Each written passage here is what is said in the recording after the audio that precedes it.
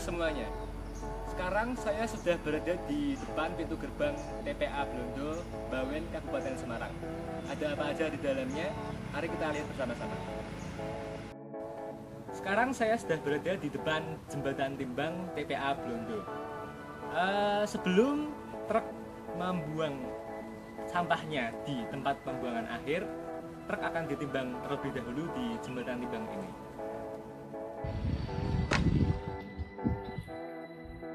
Sekarang saya sudah berada di dalam TPA Blondo, Bawen, Kabupaten Semarang. Seperti yang bisa kita lihat di belakang terdapat banyak sekali tumpukan sampah. Hal ini bisa terjadi karena masih rendahnya kesadaran masyarakat. Masyarakat masih sering membuang sampah sembarangan. Selain itu, penggunaan plastik yang sungguh memprihatinkan menyebabkan sampah plastik menumpuk banyak sekali. Nah, berbagai cara sudah dilakukan, seperti dengan mendaur ulang sampah, kemudian pembuatan sampah organik menjadi pupuk kompos, dan pengolahan sampah secara mandiri.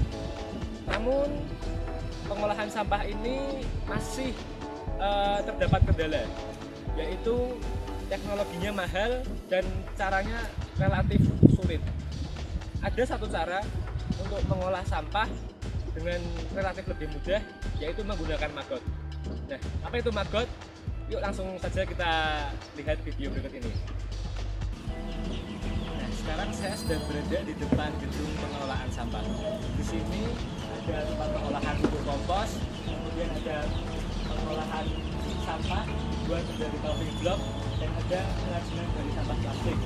Selain itu juga ada tempat budidaya maggot.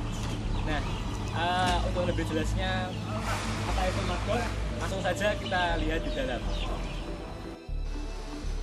Di sini sekarang saya sudah bersama dengan Pak Didi. Pak Didi ini adalah yang mengelola budidaya maggot di sini. Langsung saja saya akan ngobrol-ngobrol dengan Pak Didi. Pak Didi, sebenarnya maggot itu apa sih? Terus di sini saya lihat ada banyak sekali seperti lalat-lalat ini.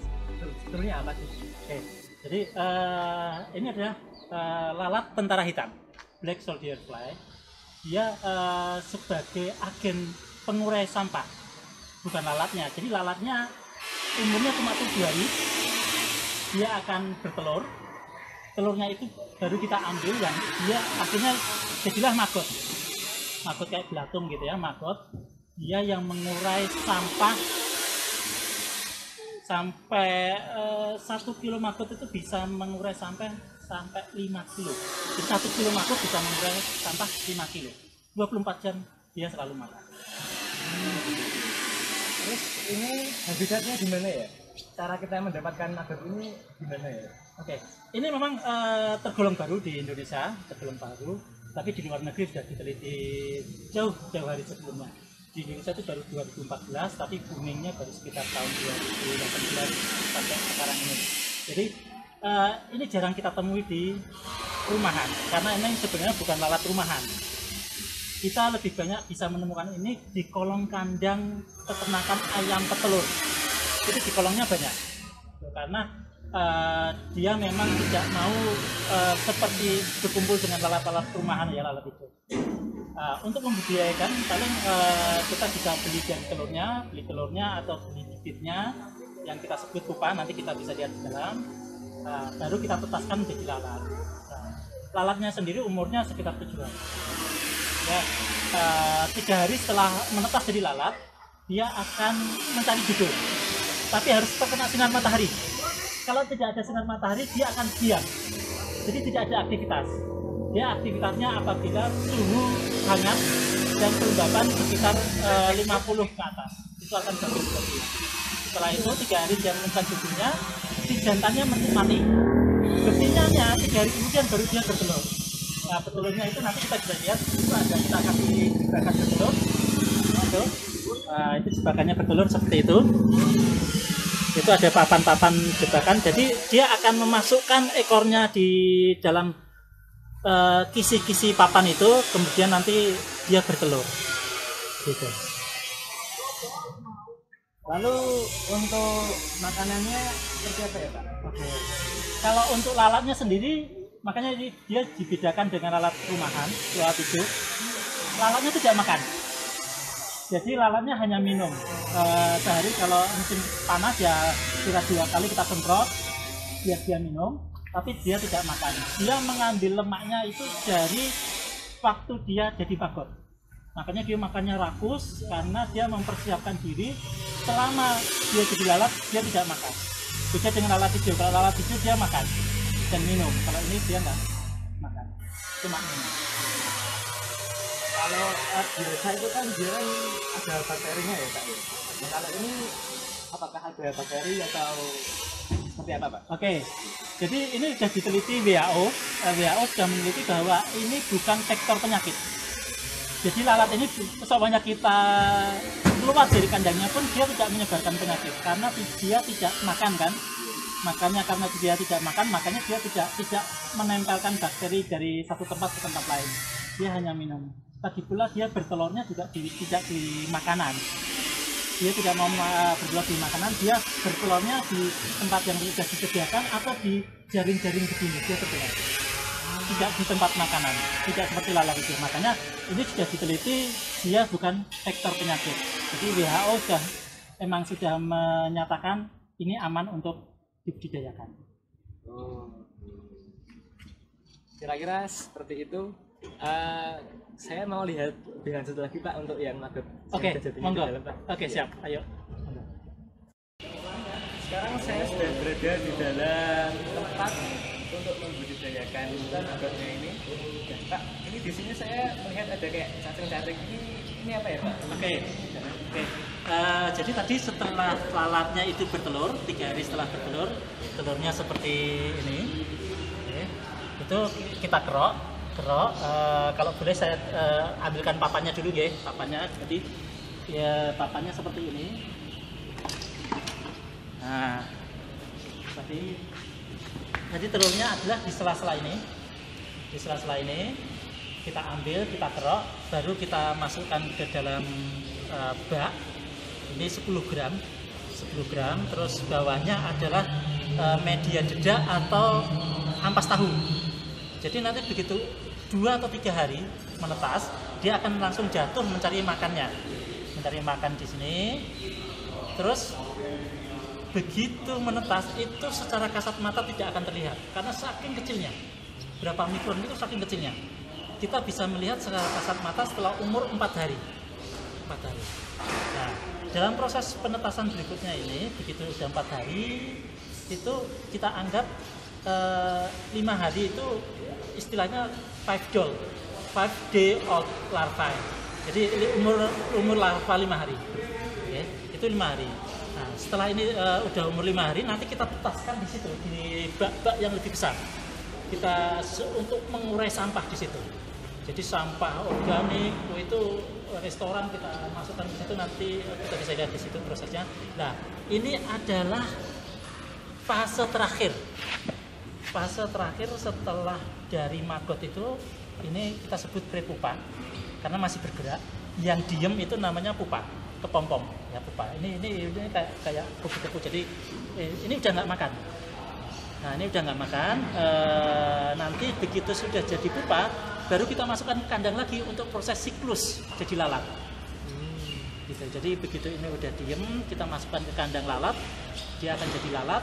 Udah, dia akan jadi lalat lagi, bertelur lagi, dan siklusnya mutar. Oke, mungkin kita lihat langsung ke tempat penguraian sampahnya, monggo.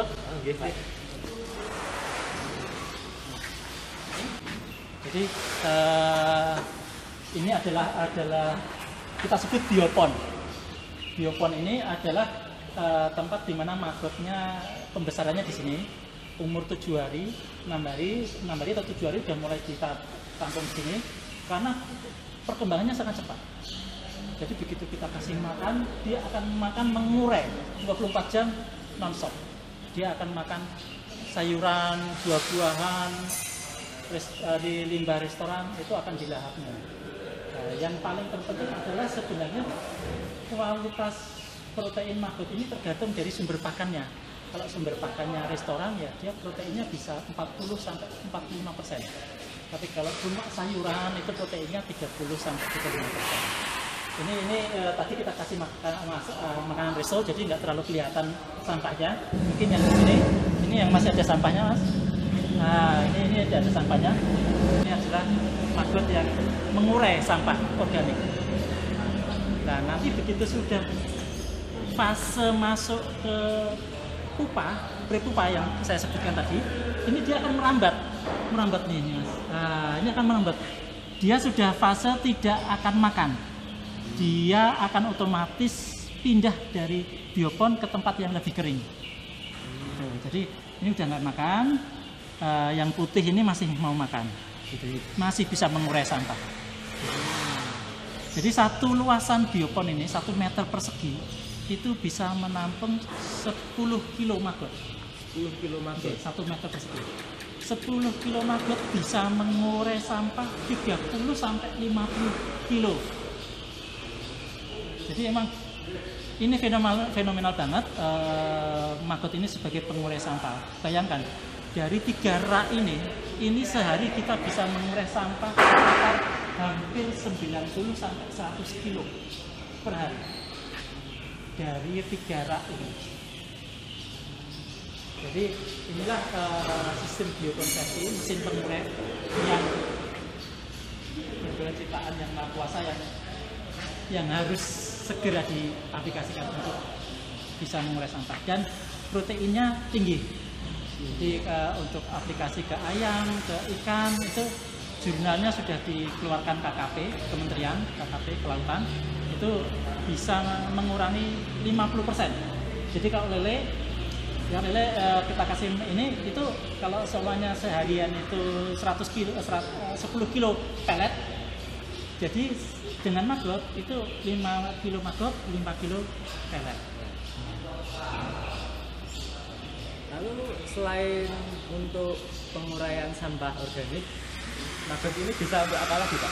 Oke, selain untuk jadi budidaya maggot ini tidak ada yang terbuang mas, tidak ada yang terbuang. Jadi kasgotnya ini kita bilang kasgot itulah materi media bekas pakan maggotnya ini, itu sudah pernah diteliti bahwa kasgotnya adalah pupuk kompos terbaik. Jadi komposnya akhirnya tidak usah dibuang tapi langsung bisa diaplikasikan ke tanaman. Jadi 7 hari kita jemur, biar kering, kita langsung aplikasikan. Itu sudah ada yang membuktikan untuk tanaman padi organik dengan kompos bekas maggot ini. Nah kalau untuk maggotnya ini, untuk maggotnya selain untuk pakan, terus itu bisa dibuat sabun juga, bisa oli, karena ini tergantung mengandung minyak. Jadi di dalam tubuhnya ini ada ekstrak minyaknya, itu udah ada yang meneliti itu dibuat sabun. Jadi menggantikan sabun dari minyak dari VOC. Coconut VCO ya, untuk coconut itu digantikan dengan maggot. Dan cangkangnya ini, jadi kalau begitu jadi lalat kan dia keluar meninggalkan cangkang. Cangkangnya itu juga bagus untuk pupuk. Jadi tidak ada yang terbuang. Berarti bisa dibilang budidaya maggot ini menguntungkan sekali ya Pak ya? 100% menguntungkan sekali, tidak ada yang terbuang. Jadi rata-rata budidaya itu pasti meninggalkan limbah. Ya kan? Meninggalkan limbah yang itu tidak ada nilai jualnya. Tapi dengan maggot ini dari siklusnya itu tidak ada yang terbuang. Bahkan lalatnya yang mati pun itu ada teman yang meneliti, saya masih ada jurnalnya, lalatnya yang mati itu proteinnya masih sekitar 20%. Lalatnya aja yang mati, itu masih ada proteinnya. Jadi memang benar-benar hebat banget ini maggot ciptaan yang maha kuasa ini, ciptaan Allah ini sebagai pengurai tidak ada yang terbuang. Dari kepompong, dari lalatnya, dari medianya, bekas medianya, semuanya terpakai. Bahkan ada jurnal yang menyatakan maggot ini antibakteri mas. Antibakteri. Betul. Di dalam tubuhnya itu antibakteri. Ada jurnal dari kampus ternama lah. Itu mencoba mengekstrak bakteri untuk penelitian untuk pengobatan tipes. Untuk pengobatan tipes, yang satunya pengobatan apa juga lah saya lupa ada. Apa ya, tipes sama diabetes atau apa gitu, itu ada jurnalnya. Jadi pemanfaatnya emang luar biasa. Kalau di sini di Kabupaten Semarang gimana sih Pak, ya yang membudidaya seperti ini Mas? Atau ini menjadi yang pertama di Kabupaten Semarang? Dulu Kabupaten Semarang itu saya dulu 2017 pertama kali, tapi di rumah. Tapi kurang bisa berskala besar karena terpaut lahan dan permodalan. Dan ini yang nanti rencananya akan bisa menghabiskan sampah per hari itu sekitar 4-5 ton. Rencana tahun ke depan, ya tahun 2022 lah, insya Allah bisa menghabiskan sampah 4 ton per hari. Hanya oleh makro. Tidak butuh teknologi canggih untuk mengolah sampah organik. Karena organik itu adalah biang penyakit sebenarnya. Begitu numpuk, bau, lalat hijau datang. Begitu ada bakterinya, lalat hijau datang ke rumah untuk datang ke makan makanan kita. Tapi dengan maggot diure habis, tidak ada waktu lalat hijau untuk bertelur di situ. Selain menguntungkan, juga bisa membantu lingkungan menjadi lebih bersih, lebih sehat ya Pak? Betul, pasti. Betul. Baik.